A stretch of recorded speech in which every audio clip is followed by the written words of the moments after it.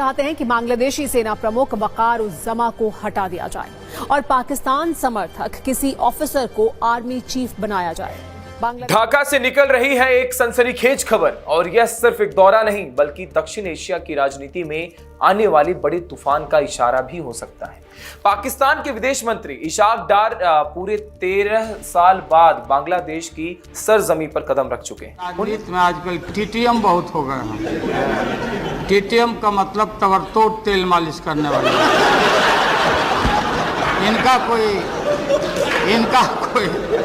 इनका कोई क्लास नहीं होता। ਭਾਰਤ ਨੇ ਇਹ ਪੇਸ਼ਕਸ਼ ਕਰ ਦਿੱਤੀ ਹੈ ਚੀਨ ਨੂੰ ਕਿ ਅਸੀਂ ਆਪਣੀਆਂ ਫੌਜਾਂ ਨੇ ਜਿਹੜੀਆਂ ਸਰਹੱਦਾਂ ਤੋਂ ਹਟਾ ਲਵਾਂਗੇ, ਚੀਨ ਦੇ ਨਾਲ ਜਿਹੜੀਆਂ ਸਰਹੱਦਾਂ ਲੱਗਦੀਆਂ ਨੇ, ਪਰ ਇਹ ਪੱਕਿਆਂ ਕੀਤਾ ਜਾਵੇ ਕਿ ਪਾਕਿस्तान ਭਾਰਤ ਤੇ ਹਮਲਾ नहीं करेगा। इंफॉर्मेशन टेक्नोलॉजी मंत्री रविशंकर प्रसाद ने चीन के 59 ऐप पर पाबंदी को डिजिटल स्ट्राइक का नाम दिया। लोगों ने 59 ऐप को बैन किया है, कानूनी कार्रवाई होगी उसकी। आपको पता है हमारे पास इसके लिए इंजन्स नहीं है, और क्योंकि हमारे पास इंजन्स नहीं है इसीलिए, और मैं बड़ी जिम्मेदारी के साथ जानबूझ के कड़वे शब्द बोलना चाहता हूं और बोलने वाला हूं, क्योंकि तभी दिमाग में बैठेगा जब कड़वा बोलोगे। मीठा मीठा बोल के नहीं सब कुछ बहुत अच्छा, सब कुछ बहुत अच्छा नहीं है।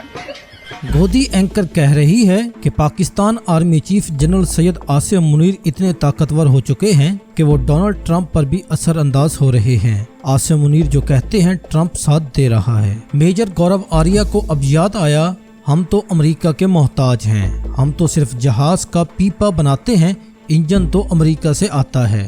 इस भारतीय सिख तज्जियाकार के मुताबिक कि भारत अब चीन के पैर पकड़ रहा है। हम चीन की सरहदों से फौज हटाने के लिए तैयार हैं, लेकिन ये गारंटी दें कि पाकिस्तान भारत पर हमला नहीं करेगा। दूसरी जानिब इंफॉर्मेशन टेक्नोलॉजी की वजीर रवि शंकर ने चीन की तरफ से टिकटॉक ऐप बंद करने को डिजिटल स्ट्राइक का नाम दे दिया। हमें जरूरत नहीं, ये अपने लिए आप ही काफी हैं। जबकि दूसरी जानिब इसहाक डार बांग्लादेश के दौरे पर हैं, जिसकी वजह से भारतीय मीडिया की चीखें 7वें आसमान पर हैं। अब पाकिस्तानी एसएसजी कमांडोज बांग्लादेश की स्पेशल फोर्सेस को तरबियत देंगे। बांग्लादेश ने पाकिस्तान और चीन के लिए मोंगला बंदरगाह पर तिजारती सहूलतें बढ़ाने का फैसला किया है। हालांकि भारत को इस पर एतराज है। दोनों बरादर मुल्कों ने भारत की मुखालफत के बावजूद बाहमी ताउन के 6 मुआहदों पर दस्तखत किए हैं। आपको पता है हमारे पास इसके लिए इंजन्स नहीं है, और क्योंकि हमारे पास इंजन्स नहीं है इसीलिए, और मैं बड़ी जिम्मेदारी के साथ जानबूझ के कड़वे शब्द बोलना चाहता हूं और बोलने वाला हूं, क्योंकि तभी दिमाग में बैठेगा जब कड़वा बोलोगे। मीठा मीठा बोल के नहीं सब कुछ बहुत अच्छा, सब कुछ बहुत अच्छा नहीं है। तेजस का इंजन जो आपने चूज करा है जी, वो एक अमेरिकन कंपनी है, और इंजन के लिए आप अमेरिका के रहमो करम पे हैं। बुरा लगा? Very good. मैं चाहता हूं आपको बुरा लगे, इसलिए मैं बोल रहा हूं अमेरिका के रहमो करम पे हैं। और अगर अमेरिका आपको इंजन नहीं देगा तब आप क्या करेंगे दोस्तों? आप अमेरिका को पूरे पैसे दे देंगे, अमेरिका फिर इंजन रोक देगा आपके। अमेरिका बोलेगा नहीं यार, सप्लाई चेन में प्रॉब्लम है, ये वाला पार्ट इटली से आना था, ये वाला पार्ट जर्मनी से आना था, ये तो जब पैसे पकड़ रहे थे तब बोलना था। ठीक है, 10 स्क्वाड्रन तेजस का अप्रूवल आपने दे दिया। अप्रूवल देने से क्या होगा? कोई मुझे समझा दे कि सब अप्रूवल देने से ये होगा, इंजन आपको फिर अमेरिका से लेने। देखिए वो डील होगी अमेरिका के साथ। आपको टैरिफ वाले पूरे मामले में एक बात क्लियर हो गई होगी, America is not a reliable partner. America is not a reliable partner. और अगर आप इसी चीज के पीछे पड़े रहे कि नहीं अमेरिका अमेरिका अमेरिका, तो फिर आपको और दिक्कत होने वाली है। हमारे यहाँ सबसे बड़ी प्रॉब्लम दोस्तों ब्यूरोक्रेसी की है, मैं आपको सही बता रहा हूँ। और ये ब्यूरोक्रेसी के लूप में ऐसी घुस जाती हैं चीजें कि दशकों तक सिर्फ बातचीत हो रही है। मुनीर चाहते हैं कि बांग्लादेशी सेना प्रमुख वकार उज जमा को हटा दिया जाए और पाकिस्तान समर्थक किसी ऑफिसर को आर्मी चीफ बनाया जाए। बांग्लादेश जाने माने पत्रकार सलाउद्दीन शुएब चौधरी का दावा है कि ये साजिश भी अमेरिका में ही की गई है। यूएस दौरे के दौरान मुनीर ने ट्रंप के सामने ये ऑफर रखा कि खनिजों के बदले उसे बांग्लादेश की विदेश नीति पर कंट्रोल चाहिए। इसका सीधा सीधा मतलब यह है कि पाकिस्तान की साजिशों में ट्रंप पूरा साथ दे रहे हैं। शायद ट्रंप को ये लगता है कि वो इंफॉर्मेशन टेक्नोलॉजी मंत्री रविशंकर प्रसाद ने चीन के 59 ऐप पर पाबंदी को डिजिटल स्ट्राइक का नाम दिया। लोगों ने 59 ऐप को बैन किया है, कानूनी कार्रवाई होगी उसकी। लेकिन ये उसमें टिकटॉक भी है, पता है ना आपको?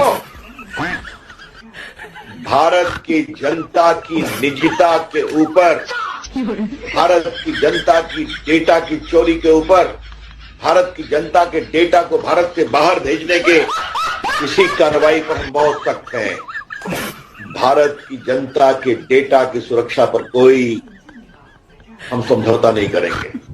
भारत की अखंडता, भारत की संप्रभुता, भारत की सुरक्षा, इस पर हम कोई समझौता नहीं करेंगे। तो आज मैं बंगाल में कहूंगा कि भारत अपनी सीमा पर आंख में आकर बात करना भी जानता है और भारत के लोगों की सुरक्षा के लिए भारत डिजिटल स्ट्राइक करना भी जानता है। यह है भारत का संकल्प और साहस। यह हमें सब ਭਾਰਤ ਨੇ ਇਹ ਪੇਸ਼ਕਸ਼ ਕਰ ਦਿੱਤੀ ਆ ਚੀਨ ਨੂੰ ਕਿ ਅਸੀਂ ਆਪਣੀਆਂ ਫੌਜਾਂ ਨੇ ਜਿਹੜੀਆਂ ਸਰਹੱਦਾਂ ਤੋਂ ਹਟਾ ਲਵਾਂਗੇ, ਚੀਨ ਦੇ ਨਾਲ ਜਿਹੜੀਆਂ ਸਰਹੱਦਾਂ ਲੱਗਦੀਆਂ ਨੇ। ਪਰ ਇਹ ਪੱਕਿਆਂ ਕੀਤਾ ਜਾਵੇ ਕਿ ਪਾਕਿਸਤਾਨ ਭਾਰਤ ਤੇ ਹਮਲਾ ਨਹੀਂ ਕਰੇਗਾ।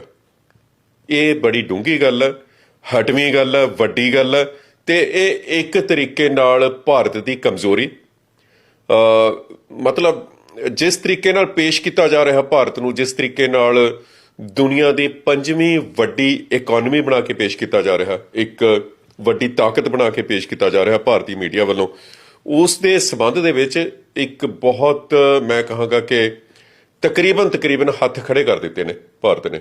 ਤਕਰੀਬਨ ਮਤਲਬ ਹੱਥ ਖੜੇ ਹੋ ਗਏ ਨੇ। ਸੋ ਇਸ ਸਾਰੀ ਡਿਵੈਲਪਮੈਂਟ ਇਹ ਕੋਈ ਮਤਲਬ ਛੋਟੀ ਡਿਵੈਲਪਮੈਂਟ ਨਹੀਂ ਹੈਗੀ। ਇਸ ਸਾਰੀ ਡਿਵੈਲਪਮੈਂਟ ਦੇ ਵਿੱਚ ਭਾਰਤ ਦਾ ਰੋਲ ਕੀ ਹੈ? ਸੀਤਾ ਦਾ, ਸਰੂਪਨਖਾ ਦਾ ਕੀ ਹੈ ਤੇ ਜਾਂ ਦ੍ਰੋਪਦੀ ਦਾ।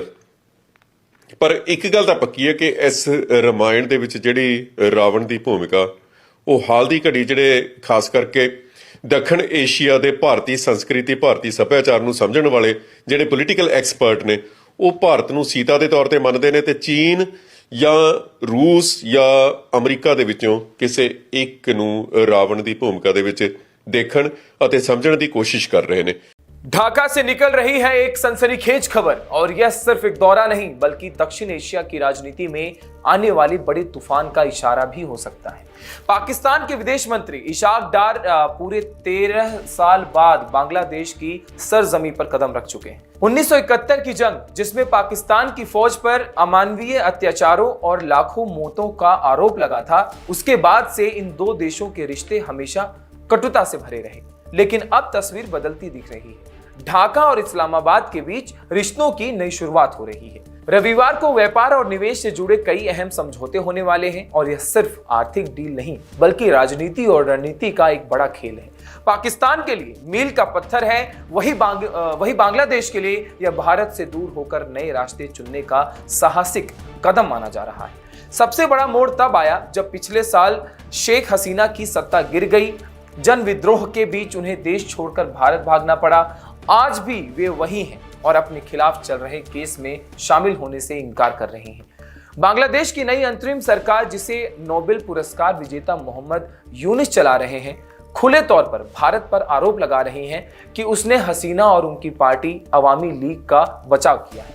यानी तस्वीर साफ है, भारत जो अब तक बांग्लादेश का सबसे करीबी साथी माना जाता था, अचानक किनारे हो गया है और अब वही बांग्लादेश पाकिस्तान से गले मिलने को तैयार है। पिछले एक साल में दोनों देशों ने समुद्री व्यापार शुरू किया, सरकार से सरकार स्तर पर कई समझौते हुए और यहां तक कि दोनों देशों की सेनाओं के टॉप कमांडर्स की बैठक भी हो चुकी है।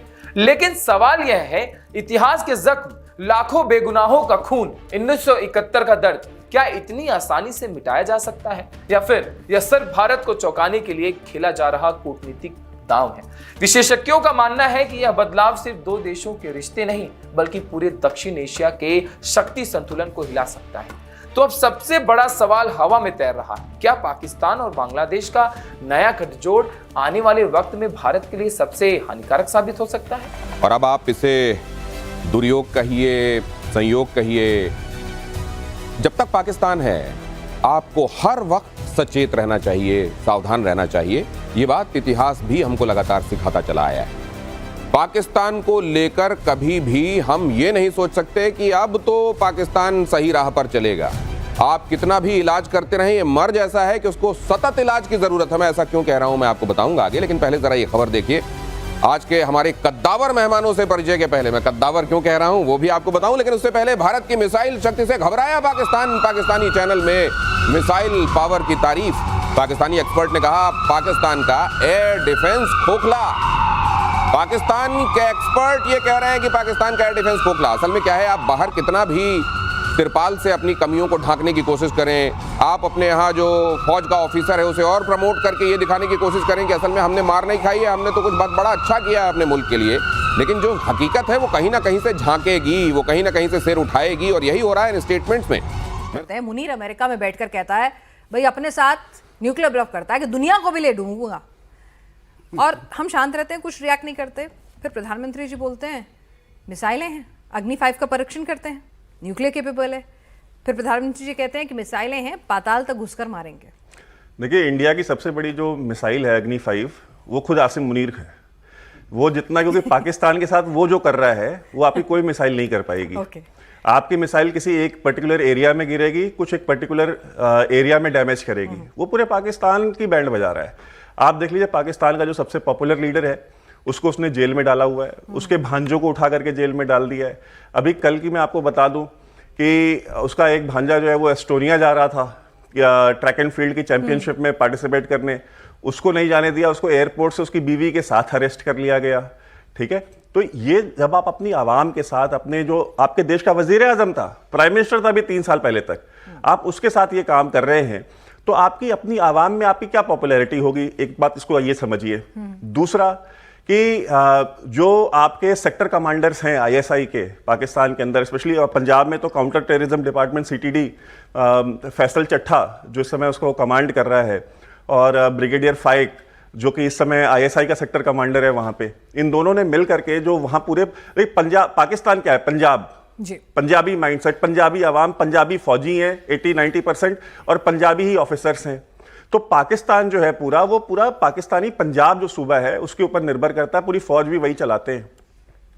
अब उस पंजाबी आवाम के अंदर आप अपने 2 ऑफिसर्स बिठा करके, जिसको दिल चाहा जब चाहा उसको उठा लिया, उसकी बीवी को उठा लिया, उसकी बहन को उठा लिया, खुद अपने रिटायर्ड फौजी जो पाकिस्तानी आर्मी से रिटायर्ड है, अगर वो इमरान खान के सपोर्ट में बोल रहे हैं लंदन में बैठ के, अमेरिका में बैठ के, तो यहाँ पे उनकी बहू बेटियों को उठा लिया जा रहा है, उनको उठा करके जेलों में डाल दिया जा रहा है। तो जब आप इस तरह का, इस तरह का जंगल लॉ भी इस तरह का नहीं होता जिस तरह का वहां पे वो चला रहे हैं। तो आसिम मुनीर जो अपनी खुद की पाकिस्तानी सोसाइटी के साथ, मुल्क के साथ जो कर रहा है, वो अपने आप में सबसे बड़ी मिसाइल है इंडिया की, और इंडिया को फैसिलिटेट करना चाहिए, इंडिया को करना चाहिए कि भाई आप और करो, ताकि जो कहते हैं ना ताबूत में जो आखिरी कील है पाकिस्तान के, वो खुद आसिम मुनीर ही ठोक रहा है, और आपको उसको हथौड़ी खुद अपने हाथ से देनी चाहिए। देखिए, कुत्ता आपको काटता, आप पलटे कुत्ते को थोड़ी काट लेते हैं, ठीक है, वो उसका नेचर है, कुत्ता उसी तरह से ही बर्ताव करेगा। आप